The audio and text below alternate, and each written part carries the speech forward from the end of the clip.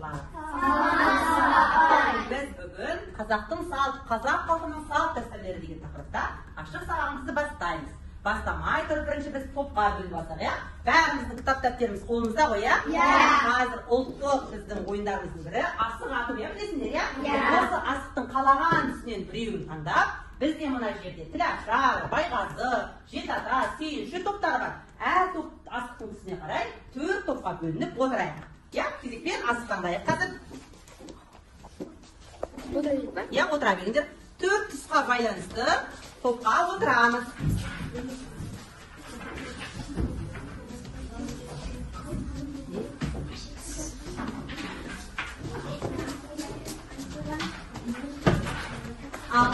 Алдыда білесіздердің барлығын, иә?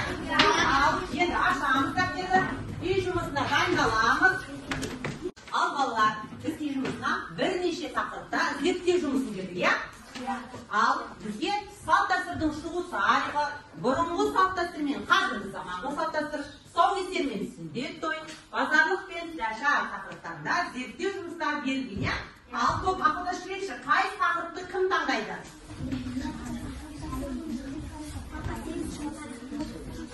Және, сіздер қандай тақырыпқа дайынсыздар? Біз Тілашар мен Жетатаға дайынбыз. Тілашар мен Жетата, жақсы. Жаннұр, сіздер қандай тақырыпқа дайынсыздар? Біз салт дәстүрдің шығу тарихы тақырыбына дайынбыз. Жақсы. Гүлсезім, сіздер қандай тақырыпты таңдайсыздар? Тұсаукесер мен сүндет той. Тұсаукесер мен сүндет той. Дана, сіздер қандай Біз бағзысынан мен қазіргі заман салт дәстүрлері тақырыбын таңдаймыз. таңдайсыздар? Жақсы, жарайды. Бүгінгі күнді жазамыз қазақ халқының салт дәстүрлері. Үй жұмыста дайынбыз ғой, иә? Келесі. Бүгінгі сабақтың мақсаты бойынша балалар сендер жанрлық ерекшеліктеріне сай рәсімделу мен құрылымын сақтап жазасыңдар. Осы критерий бойынша сендерді бағалаймын. Және сөз ішіндегі сөз аралығындағы ілгерінді, кейінді, тоғыспалы ықпал заңдылықтарына сәйкес айта білесіңдер. Осы критерийлерді осы мақсатқа жету арқылы бүгін мына қалыптастырушы бағалаумен топ бойынша бағаланасыңдар. Бұл жерде бірінші, екінші, үшінші, төртінші топ бойынша түрлі түсті түрде берілген, сендер әрқайсының өз тапсырмаларыңды орындау арқылы топтық және жеке бағаларыңды аласыңдар әр тапсырмадан соң. Иә? Біз бұл әдісті, бұл қалыптастырушы бағалауды қыркүйектен бастап үйреніп жаттап алдық, иә? Әркім сабақты қазір орындап, өздерінің тиісті бағасын қоямыз. Жарайды ғой? Иә. Ал, Гүлсезім, бастай ғой.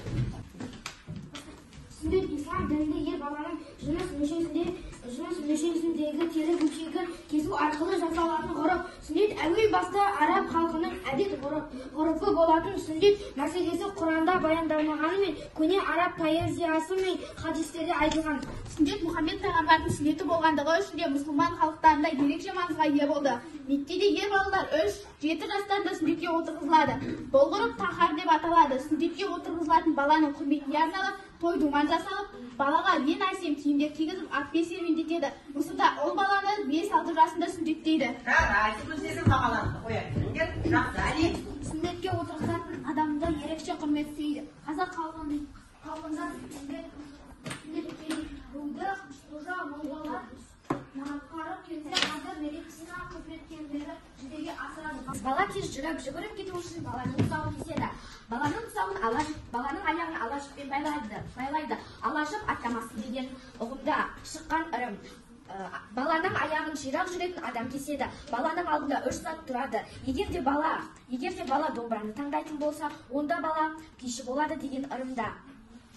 Сонда ол тұсаукесерге біз Баланың әртүрлі аяғын адам кеседі. Баланың екі қолынан ата-әжесі ұстап жүргізеді. Баланың алдында 3 сағат тұрды. Егер бала домбыраны таңдаса, бала таңдайды. Тақылдаған күйші болады. Жақсы, бағамды қоя ғой.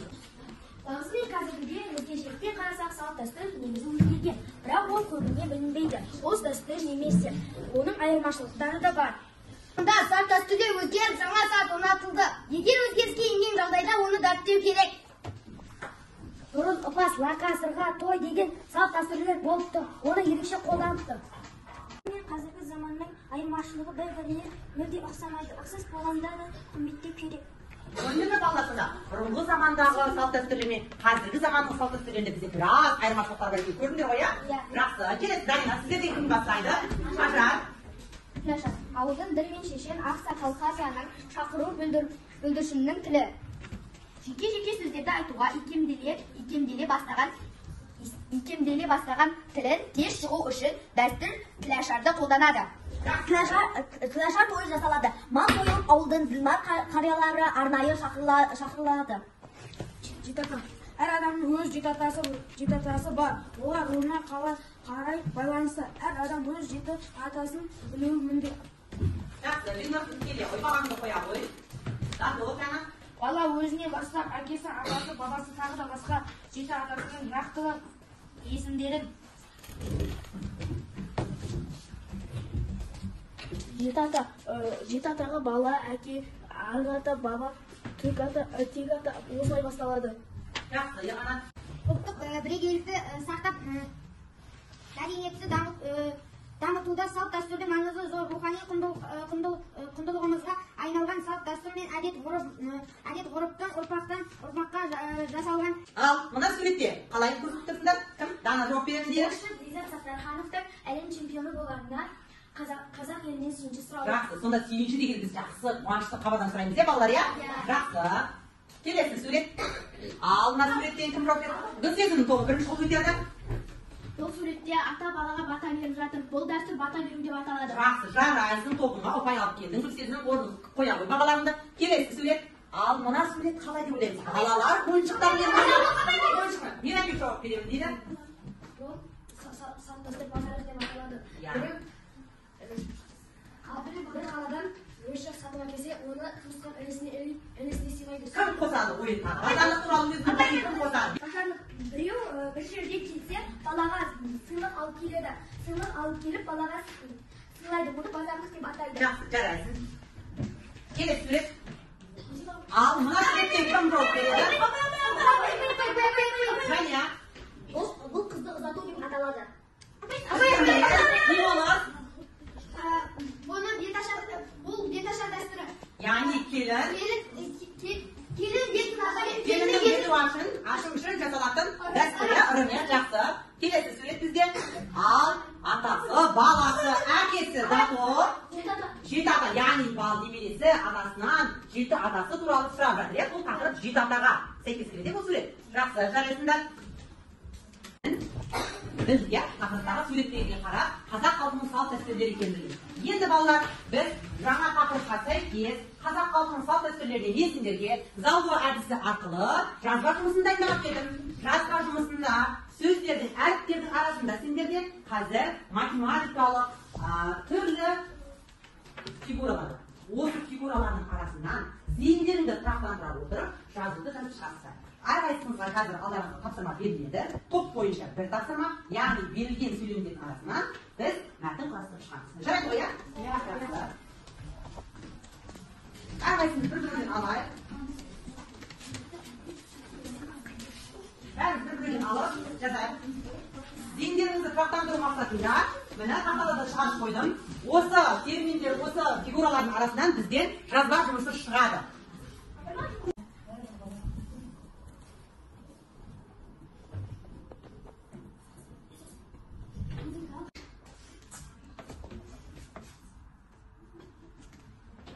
ұлттың ел болып қалыптасуы үшін бір қатар тіректердің болуы қажет, яғни діни тілі, жері және ұлттық салт дәстүрлері мен әдет-ғұрыптары. Балайық, бұл сөйлемнің ішінде ілгерінді ықпал қай сөздер? Бұл сөйлемнің ішінде ілгерінді ықпал тіректердің және ұлттың. Ұлттың, жақсы, бұл бірыңғай жуан және бірыңғай кешке болып жасалады. Біз өзіндік тілі тамыры терең құндылықтары сүйеніп қуат алар бай рухани мұрасы бар халықпыз. Жақсы. Гүлсезім. Діні мен дәстүрін бөліп жармайды. Бір белбеудің бойында ұстануды жөн көрген ата-бабаларымыздың діні дәстүрі қалыптастырылған. Бұл сөйлемде ілгерінді ықпал белбеудің. Бірыңғай жіңішке болып жасалып тұр ма? Жақсы. Келесі сөйлейді. Қазақстан зайылы көп, ұлтты көп, конфессиялы мемлекет. Бұл сөйлемде? Бұл сөйлемде бұл үстіндестігі Қазақстан. Жақсы. Стан деген қосымшаны жасалып тұр, иә? Жақсы. Келесі қағат. Осы зайырлық принципін негізге ала отырып, қазақ жерінде өмір сүретін әрбір халықтың өзіне тән салт дәстүрі, әдет-ғұрпы белгілі бір сенім жүйесі, яғни тілі сақталып осы уақытқа дейін жеткен. Жеткен. Бұл сөйлемде жеткен ілгерінді ықпал. Яғни бірыңғай қатаң дыбыстан жасалып тұр, иә? Жақсы. Бекнұр. Салт дәстүр әр ұлттың діні мен сеніміне, тұрмыс тіршілігіне ұлттық құрылым. Бұл сөйлемде ұлттың сөзі ilgirindік бол, тіршілігіне сөзі кейіндік бол. Жақсы, жарайсың, яғни кейінгі, өзінен бұрынғы дыбысты өзгертіп арқылы кейінгі ықпал жасалсын, иә? Жақсы. Өмірдің өзі туғызған ғұрыптардың жиынтығы қоғамда қалыптасқан мінез-құлықтың ілгері бала бола отырып, ел арасында тәлелдік тәрбиелі халықтың мәні зор, мәдениеті байлығы болып есептеледі. Бұл сөйлемде ілгерілі ықпалдар қоғамда және қалыптасқан. Яғни бірыңғай қатаң дыбыстан басталатын әріптермен жасалып тұр. Жақсы, бір сергіп алайық. Сіздерге әр топтан бір жол келсін. Әр топтан, яғни сөздің соңғы буынынан жаңа сөз құрастырып шығамыз. Мына жерде бірнеше тақырып бар менің қолымда. Әрқайсымыз өзімізге ұнатқан бір сөздер таңдап алайықшы.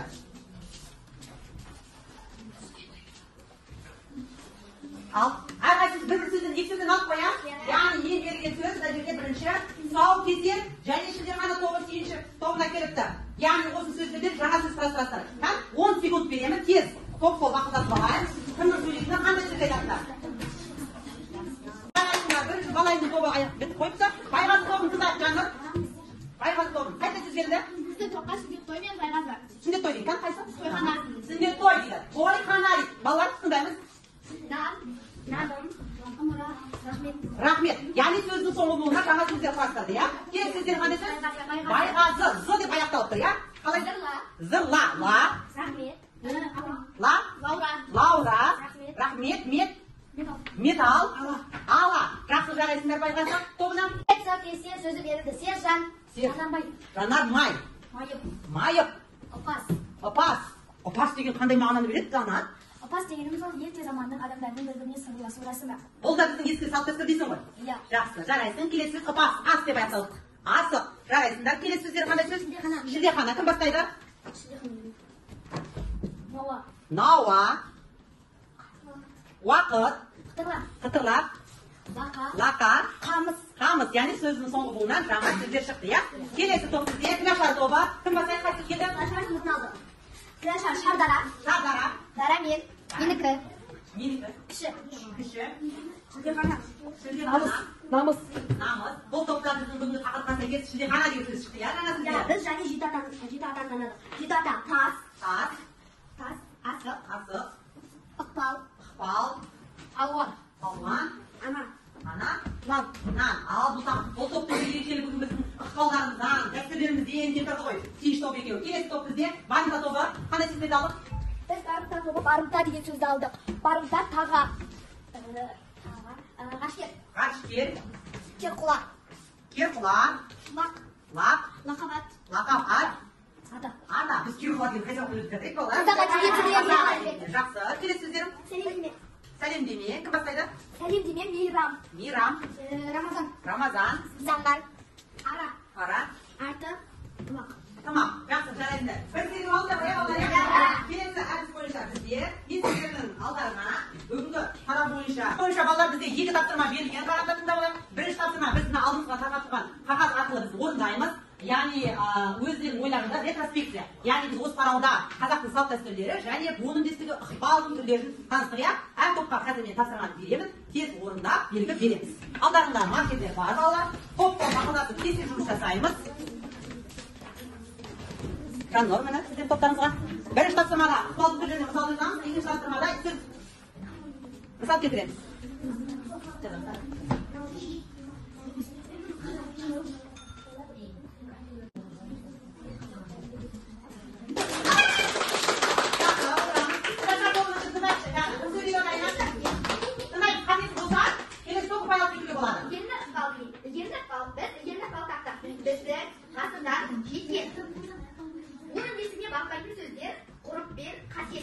Яғни көмектес деп жарған сөздер, бұл үдесіне бағмайтын сөздер, иә? Жақсы. Біз тапсырмаларымыз. Екінші тапсырма. Оның үдесіне бағмайтын қосымшалармен сөз құрады деген. Біз дәріхана деген, дәріхана деген. Одан кейін үй деген, біз шай дедік. Пен деген, біз meнікі мыс кен дедік. Одан кейін жей деген, біз төле би дедік. Кеш дедік, одан кейін арба кеш дедік. Шықтан деген, біз қанамызға дедік. Оға деген, оратқына дедік. Нікі деген, ағамдікі. Жақсы. Яғни бұның үстінде бағмайтын қосымшалардың барлығына мысал келтірген. Топ өзі Ілгеріндік бал, кейіндік бал, тоғыспалық бал, бұл мүндесіңе бағынбайтын сөздерді тап. Қазақ халқы ежеден бері нәрестенің әрбір қуанышына ерекше көңіл аударған. Бала бітімінің сымбатты болуына, тіл көзден сақтауда тазалықты кішкентай бойына сенің мақсатында сәбиді бесікке салатын болған. Бесікке бөленіп бесікке жырын тыңдап өскен, ана сүтімен бой түзеген бала ата бабасының тектілген бойына сіңіріп, жан дүниесіне рухани құндылықтары мен сусындап өсетіне сөзсіз. Әжелеріміз бесікті аластап баланың басына үкі қауырсынын қойып, көз моншақ тағады. Бұның барлығы сәбидің игілігі үшін жасалатын салт дәстүрлер. Бесікке салу... Енді бұл сөйлемнің ішінде ілгеріндік балдар бар ма? Я. Қай сөздер? Ежелден. Я. Игілігі. Игілігі деген кейіндік бал ма, әлде ілгеріндік бал ма? Игілігі. Дұрыс, кейіндік бал. Тағады. Тағады. Ілгеріндік бал ма, әлде кейіндік бал? Ілгерінді. Кейіндік бал бізде. Бұның үндесіңе бағынбайтын қосымшаларына сөз құра. Шілде хана, сән қой, асық пен, арба кеш, анамен, ағатай, алтын кесе. Жақсы, жарайсыңдар. Келесі. Дыбыс үндестігі тап, ілгеріндік бал, кейіндік бал, тоғыспалық бал. Бұның үндестігіне бағынбайтын сөздерді тап. Ұлттық тәлім, салт, сана, сабағы, адамгершілік тәрбиесінің аса сенімді әрі ғажайып жол екенін көрсетті. Мына сол, енді осы сөйлемдер ішінде. Бұның үндестігіне бағынбайтын сөздер бар ма? Адамгершілік. Адамгершілік. Бұл бізде бұл үндестігіне бағынбай ма? Әлде ілгеріндік бал ма? Ілгеріндік бал, адамгершілік. Ерлік, мәрттік, жомарттық, қайырымдылық, адамгершілік. Бұлар кейін ілгеріндік балдар. Бұлар ілгеріндік бал. Жақсы, жарайсың, отыр. Жарайсың, отырады. Ағамыз қоямыз. Келесі. Бізде сөйлейді. Балайым. Шайкенов, заңгер десіз. Бұл мәтінде бұл үндестігіне бағынбайтын сөздер. Шайкенов, қазақ, заңгер. Келесі сөз. Келесі сөз, бұл үндестігіне бағынбайтын қосымшалары мен сөз құра. Қор, еңбекқор, жемқор, қой. Қойды табарын алдық. Сән қой. Сән қой. Келесі бір сөзін айта береміз. Сән қой, пас, өнерпаз, аспаз, кеш, кекеш, көкеш, тай, аттай, оттай, тал, көктал, көктал, гер, заңгер, хангер. Жақсы, жарайсыңдар. Тақырыбымызды тарауымызды аяқтау мақсатында орталық программасы бойынша біз қазір викториналық тест орындаймыз. Алдымыздағы топтымызды бәріміз ұялы байланыстарымызды аламыз. Мен чатқа қазір тастаймын. Сол ссылка арқылы кіріп, тестті бастаймыз. Жарайды ма? Ол жерде уақыт және бонус балдармен сіздерді есептеледі. Барлығыңыз викторинаны таңдап, ішке кіргеннен кейін викторинаны таңдап, бастау батырмасын баса қойыңыздар. Аяқталған кезде өздеріңіздің аттарыңызды жазыңыздар. 1, 2, 3 бастай қоямыз. Сіздердің алдарыңызда қазір дәл осы тест шықты қоя? Болды, орындаймыз тест.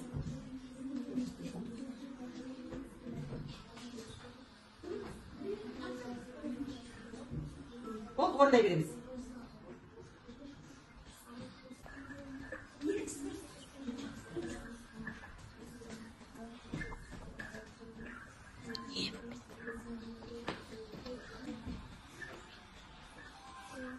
Балалар, біз орталық программасындағы викториналық сұрақты аяқтадық. Викториналық сұрақтар бойынша бізде ең жоғары көрсеткен мына оқушылар: Гүлсезім, Бекжан, Дана, Азамат, Бекнұр, Биболыс, Елнұр, Әли және Үнжу бізде викториналық сұрақтар бойынша үздік 10-ға ілініп отыр. Ал келесі бізде сәйкестендіру тестінде Қарақат пен Рабия үшінші жұптық несін тап бойынша келесі қалған 10 оқушымыз марапатталды. Өте жақсы, жарайсыңдар оқушылар.